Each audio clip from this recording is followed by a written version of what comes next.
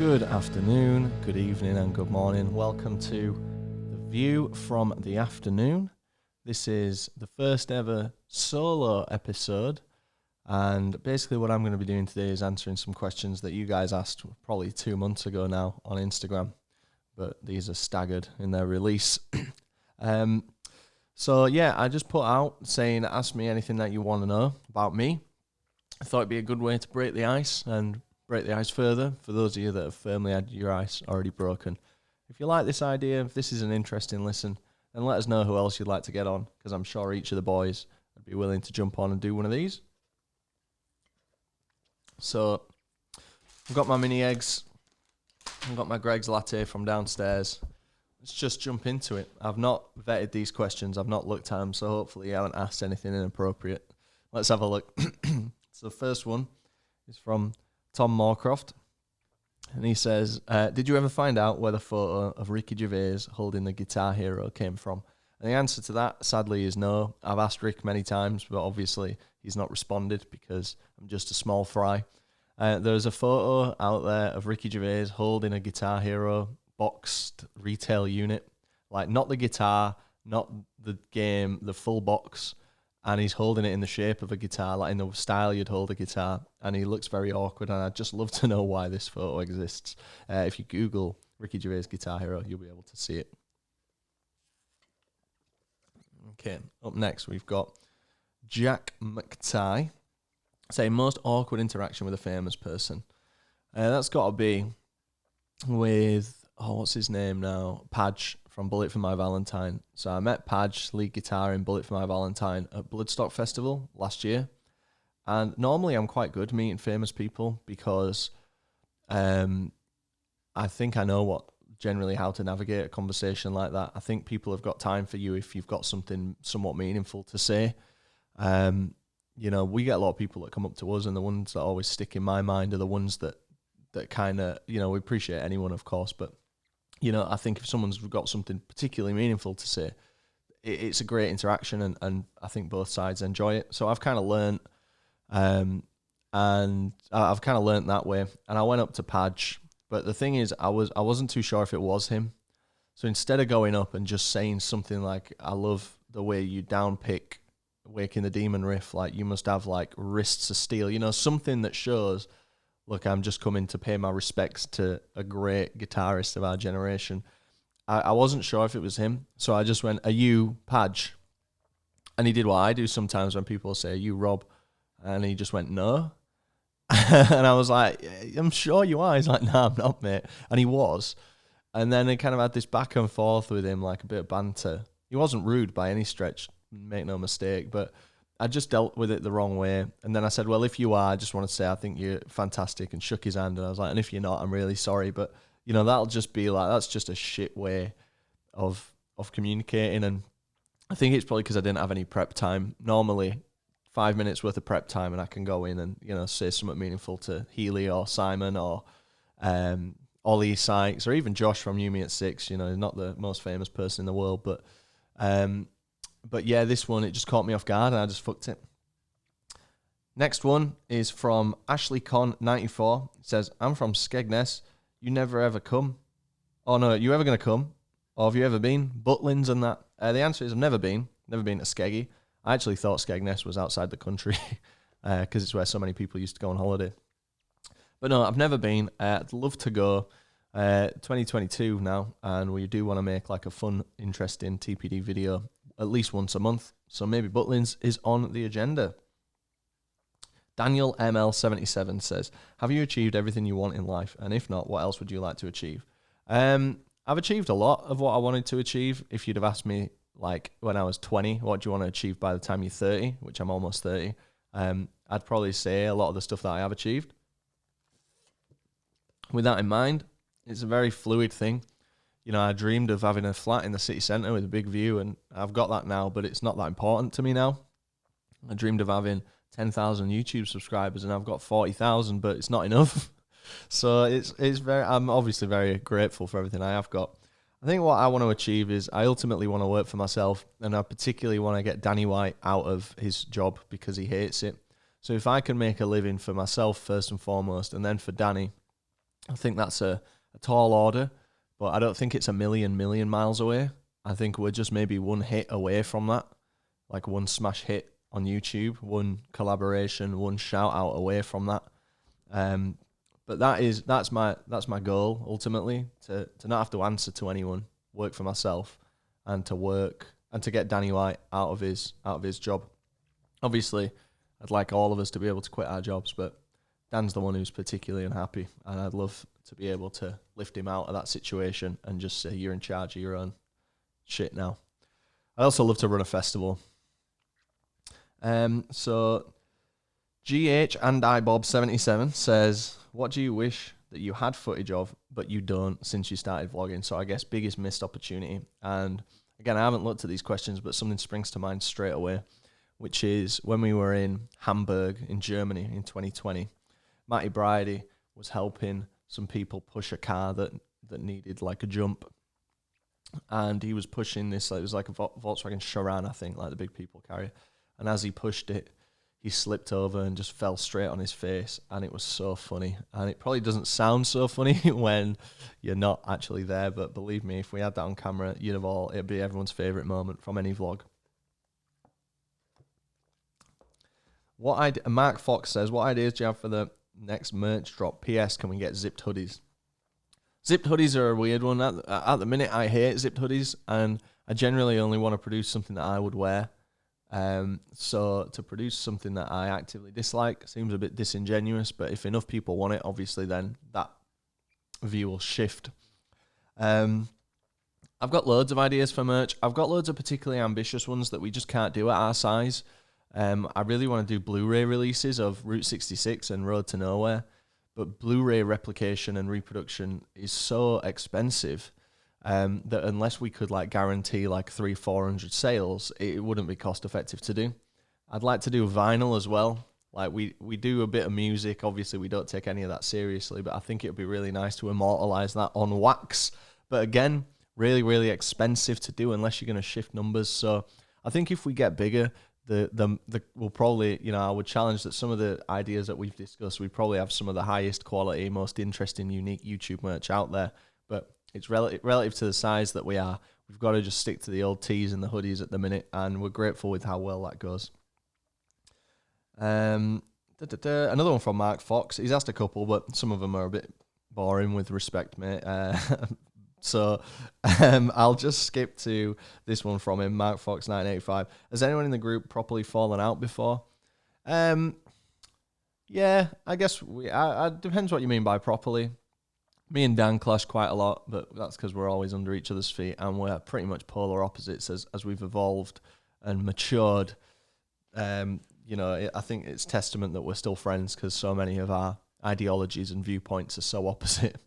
But the world would be boring if we're all the same, right? But in terms of long time falling out, nah, these people have been around me and I've been around them for between 10 to 20 years and never a fallout that's serious. Joyce the Boy says, if you had sex with two people of a combined age of 30, what ages are you choosing? That's a tough one. And I'm going to steal my answer from Matthew Emerson. A 30-year-old and someone who is 0, so therefore doesn't exist.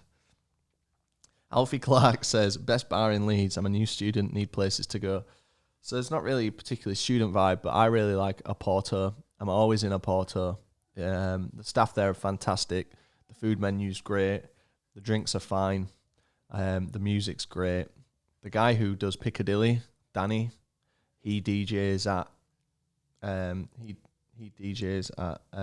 fucking a Porto. Sorry, I've just got a text from Chris Paulton. A million notifications. Chris Paulton's just bought himself some Vans. Let's send him a very nice mate. So, anyway, yeah, Porto is my favourite bar as a late 20s lad. Key Club's great as well. That's a nightclub. That's good. Some of the girls that DJ in there, fantastic. Sav, Jazz. There's others as well who escapes me at the minute, but fantastic. So here we go. Here's another one. This from Harrison Bradshaw. Says, didn't you say you got fired from Game in a video? What happened there? I would love to tell you all about what happened and my time at Game. Some of my fondest memories ever that all came crashing down. I really want to tell this story. The issue is, I want to tell it on the podcast with someone else from Game that's worked at Game. So it's probably going to be my mate Jay Prabhakar, who you might remember from years ago, because he's the only person really that I'm actively friends with that I worked with at Game. But until we can sort that out, that won't be happening. Archie Rod says, worst concert/festival set you've seen? This is an easy one. Jane's Addiction at Download Festival. Absolute dog shit. But a special shout out to NERD at Leeds Fest. Waste of time. Complete waste of time. Live Laugh Lewis says, what was your impression of all the boys when you first met them? I can't really remember with Bridie and Raz, to be honest. And Dan was just kind of a template, you're kind of a blank person in like year 6. You haven't really found super what you're into or your identity. So while I remember meeting Dan vividly, I don't remember any particular traits or stuff that he had. He was a bit of a skater kid, and I was kind of the opposite of that, I guess. The most recent person that I've met that's kind of actively made it into my circle of best friends, the 2 people anyway, are Chucky and Jake Varley, and that was years ago now. But Chucky, I was just overwhelmed by his immediate kindness. I met him once, and he says that I gave him a fake number to get in touch with me, and that's absolutely not true. Or if it is, it wasn't because I didn't want to get in touch with him. It was probably just to screw Danny over and play a little prank. But the next time I saw Chucky was actually when he'd said, you can stay on our floor or stay in our flat on our bed, on our guest bed for the Tramlines Festival 2017, not sure. So he didn't really know us, and he offered that to us just completely, we didn't ask, he just completely offered that. And then I thought, that's a really kind movement. This guy is, and you don't have to do that, obviously. People shouldn't have to do something like that to get your time. But that just really cemented straight away, like, this is a top fucking boy here. And then, I love that guy so dearly now. He's like so close to me. He's one of my he's a lifesaver. So I can't believe that only a few years back, like, Chucky wasn't in my life, and I love you, mate. Jake Varley, similar thing. Like, just met him on the Biffy Clyro page, and then I think we met him at Leeds Fest or Download Festival, and just a genuine guy. Like, it's such a sincere, nice, generous, selfless person with a great sense of humor, and it just clicked with us straight away. So the people who are generally in my life now are people that I've kept in my life because I love them to bits. And so therefore the first impressions are generally pretty good. Top boys. So, go to a meal deal. I answered this on the... Oh, sorry, this question's from Will Underwood. I answered this question on the R&L podcast recently. My meal deal at the minute, it varies, and I go in and out of liking meal deals and then not being arsed with them. At the minute, I'm a bit poor, so the meal deals are on the agenda. I've been getting a sushi, which is there's like chicken and duck sushi. I'll try and get salt and vinegar squares if they've got any. And lately, because a meal deal's not that filling, if you get like an orange juice or something, I'll try and get something carbonated just to bulk up my stomach a bit, just to kind of fill me up. So I've been getting a cherry Coke, which is really nice. Charlie Lewin 21 says, "Are you doing okay?" It's all dependent, really, mate. Today I'm fine because I've got plans all day. I'm doing this, then I'm filming with the boys for a couple of hours, and then Jake Valley and Chucky's coming up and we're going out. So he asked me today, I'm doing great. I'm only as good as the distractions and the plans that I've got. If I've got naught to do, I just gravitate towards rock bottom. But today, I've got shit to do. Yamura says, what's your go-to beer other than Budweiser? I've developed a taste for San Miguel, which I know is probably going to get some dislikes, but I just like San Miguel. I think it's quite a light, nice beer. I really enjoy it. Lewis Evans says, what's my favourite Levi's trucker? So for those of you that don't know, I kind of collect Levi's trucker jackets, and I've got about 30. My favourite one is, there's a Supreme Levi's one that came out in 2016. You've probably seen it if you watched the channel for a while.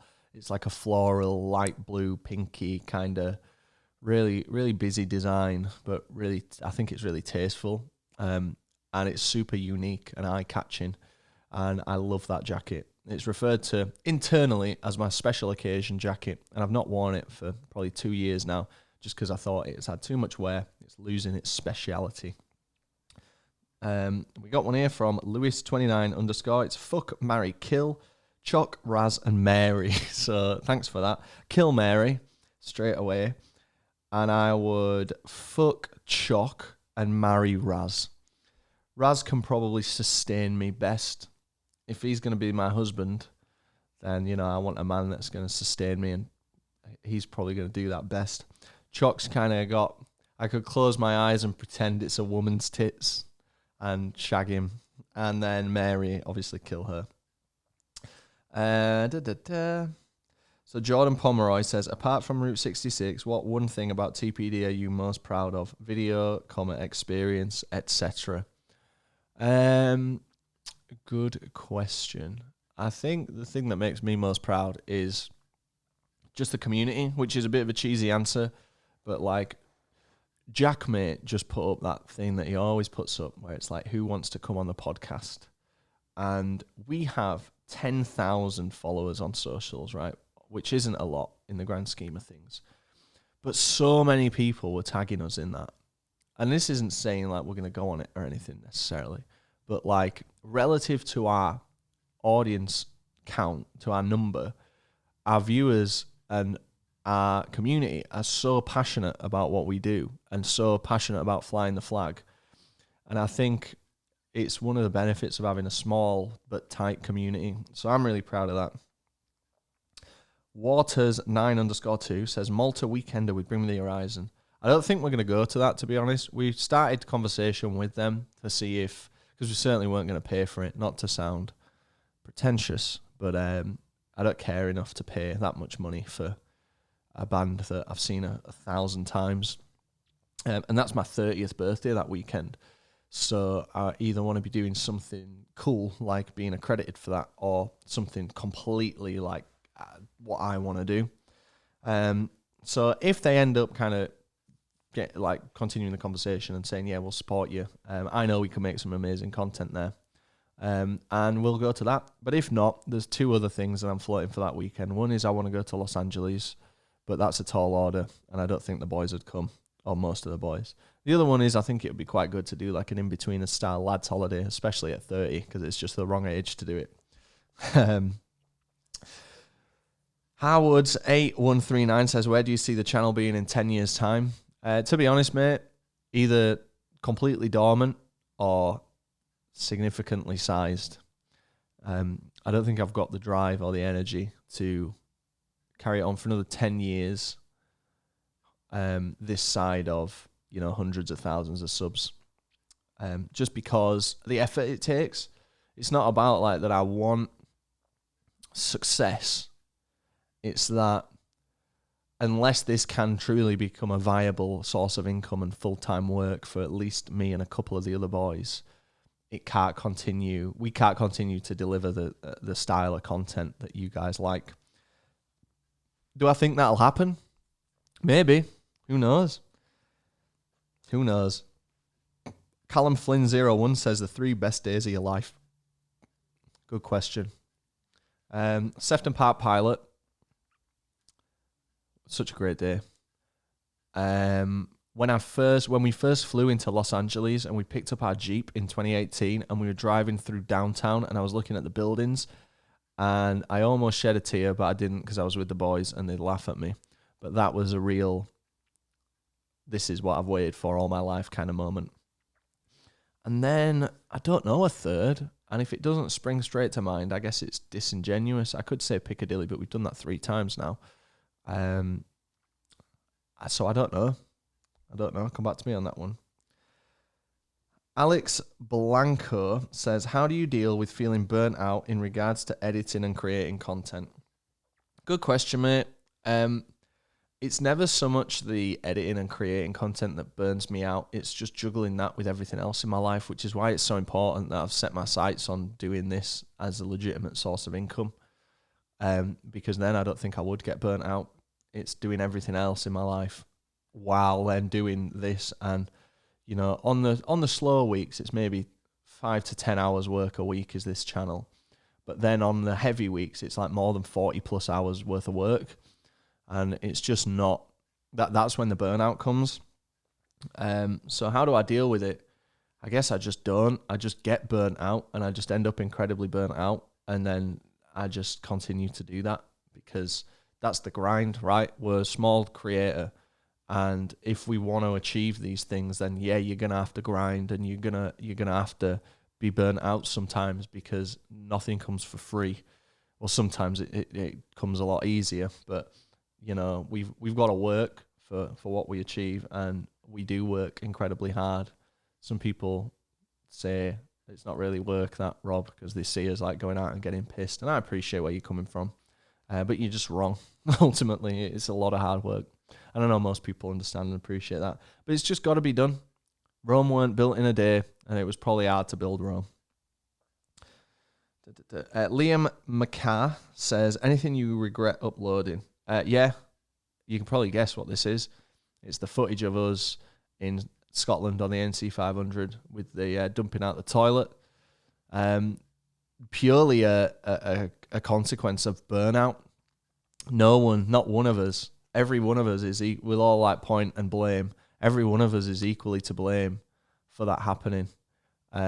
Because, you know, Bridie did it. I filmed it.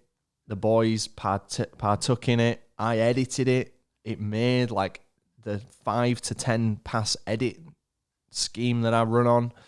We premiered it with the boys before it went up, and everyone laughed and everyone thought it was funny. And in that endless pursuit for like content, and bear in mind we got to have the next episode ready and the next episode ready, just none of us took a step back and thought, hang on a minute. This shouldn't have been filmed and edited and put in this context and in this way. So I've since kind of learnt to slow it down a little bit, or at least get a second opinion earlier on in the editing process. What else have we got? Mark Fenton says, what's the dream Biffy set list? My dream Biffy set list would probably be just songs from the first 4 albums. I've heard so many songs from later albums. I always end up seeing them on like a tour. It's very rare that you see them when they're not promoting an album. So they'll play like half, if not more than, of the newest album at the time. And then shit like Biblical, and Mountains, which are incredible songs, some of the best songs ever written in my opinion. But I've just heard them so many times. You know, there's only so many times I can listen to Mountains, which is an incredible song. I'm even getting a bit sick of Many a Horror now, which is my favourite song of all time. So I just want to see some earlier old shit, to be honest. Joe Walker says, realistically, how many more years will you keep going to festivals and keep uploading YouTube videos? Festivals, I don't think I'll ever stop going to. Like, I love them. That's my holiday. I know I have holidays as well, but it's my happy place. Like, I'm at my most comfortable and generally at my least anxious if I'm at a festival. I feel like I'm at home. You lot have made it kind of my home, and I don't ever want to stop going, to be honest with you. I don't think it's uncommon for people to be going to festivals late on into their years. So, whereas, you know, sometimes people will question you, like, what are you fucking going out every weekend for when you're almost 30? And to those people, I say firmly, shut up. But you don't really get that with festivals. I think festivals don't have a culturally perceived age limit. McLaughlin says, highlight of the year. That was the Sefton Park pilot last year. We're only 7-8 days into 2022, so it's too early to call.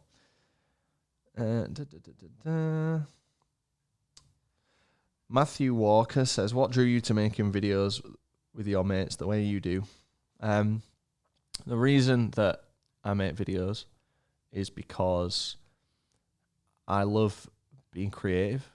I've got so much creative energy pent up inside me, and a lot of it I can't actually expel or use. Like, a lot of it is music, and as you know, I'm not in a band. I don't know how to produce music. I don't know. So, like, it's a massive frustration that I can't do that. But what I can do is video. I've learned to do that, and I think we do it pretty good. So yeah, I just always want to create and produce a product, and I want to entertain people, and yeah, it's just a big passion of mine. It has been for years. Like, this isn't new. We've been doing this now for probably closer to 15 years than 10, which is crazy. What else have we got? Rosa Lowther says, will you and the boys visit Reading 2022? It's very likely that we will. There's the day with Dave on that we just don't give a fuck about, and we'd love to go down to Reading and spend the whole day and night there. Day and night. We were going to do that this year, or 2021, but Biffy got announced on that day, so we couldn't, like, miss Biffy. But I think Reading and Leeds were eager to get us down there as well. So hopefully we can sort that out this year. Jay Gibson says, top 3 favourite songs to play on drums. Ooh, that changes around quite often. I like playing Backcountry by Avenged Sevenfold. I like playing Battery by Metallica. That's probably the hardest song I can play. And I like playing... Oh, I don't know, mate. I don't know. I don't want to keep hung up on the question, but there's loads of songs. I like playing 1975 stuff because of the, like, fiddly hi-hats. Jay Gibson says, Jay Gibson again says, what's the most interesting, memorable thing a viewer has said / asked when meeting you? At the download pilot, I met this couple, and I can't remember your names, I'm so sorry. But they met, I might have got this slightly wrong, but they were together, maybe engaged, I can't remember, but they met because they both appeared in a photo that someone had got with us. So we were at, like, I don't know, like, this is all just, like, hyperbole now, if that's the word. But say we're at, like, Download 2018, and 2 groups of friends, like, had a photo with us together, like, because they wanted a picture with the TPD boys. And again, this is just conjecture at this point, but maybe, like, both these people were tagged in that picture on Instagram, and then they found each other through that, something like that. And anyway, they were either engaged or in a long-term relationship by that point. And that was really cool. Really, really cool. I thought that was outstanding. Edgelord says, best Guitar Hero game, it's obviously 3. It's obviously 3. And I got to agree with you, mate, it is obviously 3. Though I did, I cut my teeth on Guitar Hero 2. I think Guitar Hero 3, despite not being made by Harmonix, was made with perfect naivety. It was too difficult than it should have been relative to the songs that are on it, which makes it more fun to play. The soundtrack was perfect. Because it just had a shitload of Activision money behind it. It was made at the peak of the rhythm game boom, and it still holds up to this day as one of my all-time favourite games. Edgelord also asked, best Crash Bandicoot game. I have a real soft spot for Crash Team Racing. That kind of defined a portion of my childhood. I loved Crash Team Racing. I was the first person in the UK to pre-order Crash Team Racing, or my mum was. At the Electronics Boutique, which is now Game, and in America is known as EB Games. That's how long ago that was. But I also love Crash 2. I think Crash 3 is super overrated, though it's still a great platformer. Matthew Howarth says, would you keep the main channel going forever if it meant less uploads in the far future? And we've kind of talked about this a little bit, but when you mention the main channel, I guess that's kind of acknowledging that there is a second channel. And at the minute, I'm kind of a bit stumped with what to do with the second channel, because it was the podcast channel and it still is the podcast channel. But the main channel, I've kind of raised my standards so high that, like, I look at some of the content that hit the main channel like 3 years ago, and I'm like, there's no way that would make the cut now as like a TPD TV production video with executive producers and Patreons. Like, this is not good enough for them. Like a going out vlog. If you look 4 years ago, there's like 3 consecutive day in the lives of us just going out. And And that's just not good enough as far as I'm concerned. Like, we need to do shit like the Weatherspoons Challenge, like travel videos, like, you know, big productions as far as independent video goes. So it leaves me feeling like, well, what can go on the main channel? Like, we're about to just start recording car bants, and I don't know whether to put that on the main channel or the second channel. It's gold content. It's fucking incredible, mate. It's the rawest, truest version of TPD TV that you're gonna get. But can I put a 10-minute like video on the main channel?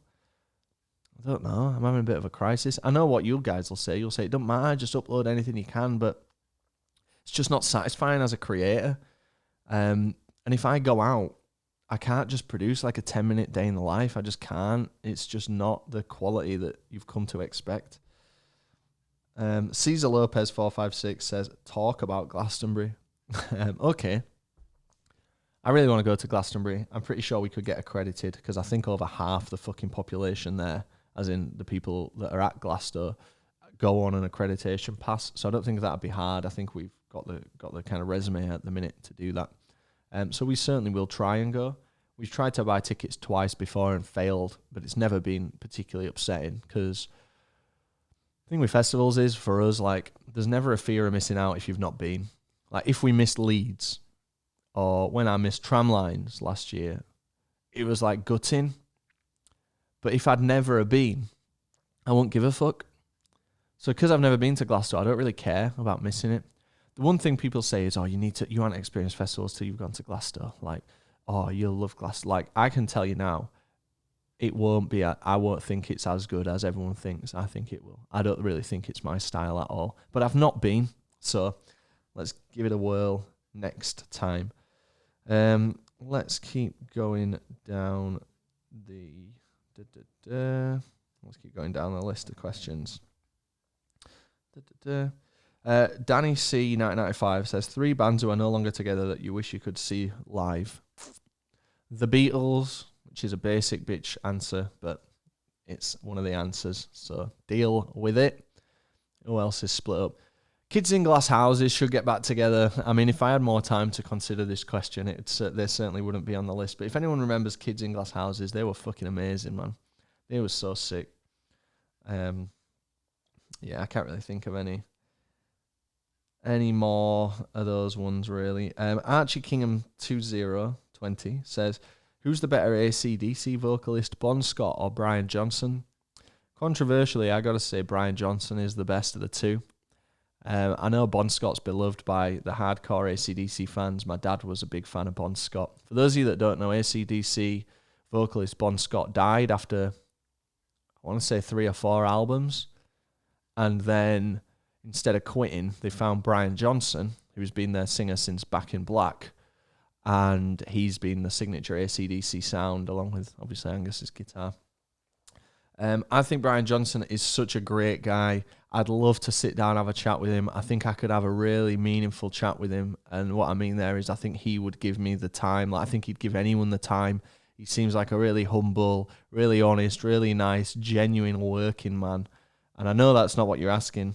You're asking who's the better vocalist. I truly do think it's Brian Johnson. I think he's got a great voice. I think he's so cool. And you know, Back in Black, if I'm not mistaken, his debut with AC/DC is the best-selling rock album of all time, I think. So the public kind of agrees in that sense. Live Laugh Lewis says, TPD, come down with me when? Now, we've had a lot of requests for this. The thing is, who really cares about that? Who's going to watch that super intently? It's not really going to be something I think we can add a particular flair to. We love Don Broco. They did a come down with Broco. In my opinion, it wasn't super entertaining. Maybe because I don't like Come Down With Me. I'm just not really interested in food and cooking. Dan really wants to do this, but Dan doesn't. It's easy to just come up with the idea. It's then, right, how do we actually film it, produce that? How is that transformed into a compelling piece of content? And I don't know the answer to that, and I don't really care enough about the idea to make that a thing yet. It's the kind of thing where if we had like a production team, and if we could just do the cooking and the serving, then it'd be great. But it's all the logistic side of things, dealing with all the footage, dealing with the audio, learning that format enough to make it compelling, that I just can't be arsed with at the minute. Another one says, not a question, just thought you should know. Everyone should aspire to be as cool as you. Much love. Well, that's very kind. Don't forget that I'm asking this on Instagram, which is a platform where you just present the coolest version of yourself. My Instagram, I'm so stuck in the Instagram machine that I haven't uploaded an Instagram since August of 2021 because I feel I need to portray such a lifestyle or such a version of myself on there that nothing that I've done, including going across all of fucking Europe and going all across the Biffy tour, nothing I've done I've thought is good enough for my Instagram feed. So I appreciate you saying, everyone should aspire to be as cool as you. I'd say the opposite. I'd say think about it less, because you're asking on Insta, or you're telling me this on Insta, which is embarrassingly curated. Don't believe what you see on the old gram. I need to get another upload on there ASAP, because then I'll get out of that way of thinking. What else we got? Top 5 alcohol. Oh, Joe Turner says top 5 alcoholic beverages. Is this the Joe Turner? I think it is, Let me have a look. I can't tell. If it is, big up you, Joe. 5 alcoholic beverages, top 5. I love Disaronno. I love drinking Disaronno. I love strawberry daiquiri. I love Disaronno sour, if that counts. I know it's kind of the same thing. I love one Smirnoff Ice, just one. And at the minute, I really enjoy an ice cold Desperados. I'm going to have one of them tonight. It's going to be fucking belting. Can't wait. Felipe Welt says, countries/places you want to visit next year. America. I want to go to Japan, but that's still fully locked down. I said to Dan, for your 30th, sort the logistics for Japan, and we'll go. And I don't think he's looked into that yet, and this will be out after his 30th, so you'll know if we've been to Japan or not. But I think it's still locked down. Japan will be amazing. I think we can produce some great content there and also have a great experience. But the plan is to do what we wanted to do in 2020, which is go to Florida. I want to fly into New York, spend a couple of days in New York, do a big road trip around the like middle east side ring of America through Nashville and stuff, and then end up in Miami on some jet skis, having a great time. So that's what I want to do next year. Callum Flynn says, plans/goals for 2022. A lot of these questions quite similar, but I feel I got a unique way to answer some of them. The goal is to produce to release a piece of content every single week, whether that's on the main channel or on the second channel. It doesn't matter. And I think some of the boys are really on board with that. Some of them not so much. I need to it's hard work to deliver a piece of content a week, but that's the stretch goal, so to speak. The actual real goal is one main channel video every month, and hopefully a somewhat big budget one. And I mean big budget just in terms of like not just a night out one. So for example, the Weatherspoons challenge would be classed as a big budget video. We're not talking like Route 66 Road to Nowhere level of big budget, just talking about realistic, relatable content that we can do in the UK, that we only need a day or a weekend for, that most of the boys can attend. So that's the goal, is a piece of main channel content every month that's compelling enough to keep people coming back.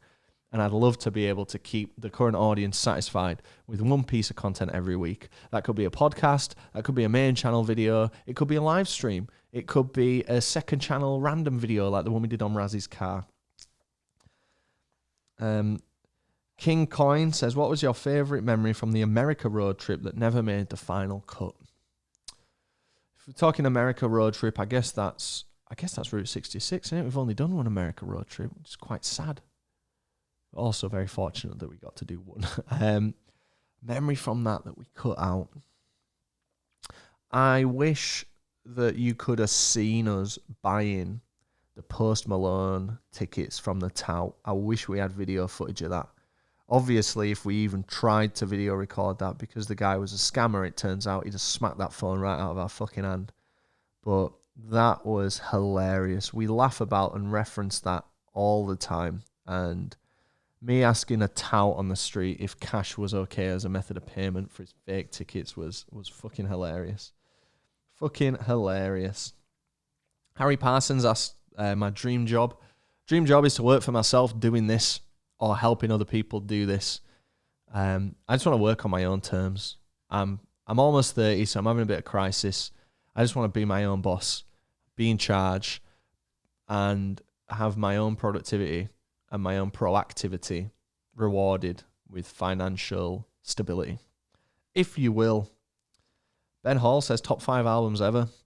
I can't remember, and I want to stay consistent with what I said in the podcast. So check out the podcast episode with me and Choc, where I talk about my top 5 albums. I'm sure they'll be different now because it's a very fluid thing. Youngsglid Street Preachers says, new series suggestion, MB and Razzie teach Rob how to drive. Lessons through the test and then a road trip. That's a great idea. I think it's too hard to execute. First of all, the thing to know, and I know this is a basic bitch thing to say, but I can already drive. I can already drive a car. I definitely need to brush up on some of the actual, what do they call it? The road green cross code? I don't know what it's called. Like, I can physically, I can drive a car. I know how to drive a car. I know where to look. I know how to signal. I know to check the mirror. I can do the basics. Where I fall down is the etiquette and I guess it's not etiquette, like the legality of like, when do you give way to someone? When do you need to do a hard stop? It's that kind of shit. So that would be particularly boring to watch me learn on camera. Also, I wouldn't really want to learn off Razzie, as good as a driver Razzie is. I think MB would be the one to learn from. But MB's hard to get a hold of. It's all just, the thing is, I don't need a car. And until I need a car, I'm not going to pursue driving. And the second I need a car, I'll do a crash course and buy a Mark II Golf. Maybe that'll be never. And if it is never, I'm past caring now. MTFC Jake says, what's my most irrationally hated band? I don't think there's anyone I hate irrationally. I think everyone that dislikes something has a reason. As you know, I detest Machine Gun Kelly. But I think I've got very good rationale for that. I also hate Royal Blood. But again, that's based on real world experiences. What band do I irrationally hate? I honestly don't know. There's got to be one, right? But I just can't think of one off the top of my head. Band that I irrationally hate. I don't know. Sorry, I don't have the answer. Christopher Gibbon says, dream Leeds Fest headliner that you've never seen before. Kanye West for me. Kanye would be good. I think realistically, I'd like to see the Kellas. I assume we're talking bands I've actually never seen before, not just Leeds headliners I've never seen. So I've got to be realistic, like Kanye's never going to do it. I think the Kellas are probably the most realistic big band that I've not seen yet that would still do Reading and Leeds, because Paul McCartney's not gonna, Drake's not gonna, stuff like that. So, what else have we got? Owen Hun 7 says, not a question, just want to say thank you for introducing me to Biffy Clyro. I love the videos. You're very welcome, mate. It is one of the best things ever to be told that you've introduced some new music to someone. Music's so important to me that when someone says, you've introduced me to this thing, this piece of music that I really like, that's fantastic to hear. So, excellent. And that's it, That is it for questions. There's a few on there that I'm going to skip for obvious reasons, but thanks very much for everyone that participated. Hopefully this has been an easy listen. I know it's a little bit of a shorter episode, clocking in at about 45 minutes, but hey-ho, you can only go as far as the questions will stretch. So if you liked this, then great. If you think we should do more of these, then let us know in the comments, and maybe we'll get Dan on the next one, and then Raz, and whoever you want. So let us know who you think's most interesting, and yeah, keep your eye on the official TPD Instagram, where we'll put up another one of these if you want it. Thanks so much, everyone, for taking an interest in my life. It's a weird world, and I really am grateful to have you all in it. That's it for this week. We'll be back in 2 weeks, as always, because we've got a killer schedule. And yeah, thanks. Love you all, and we'll see you in a bit.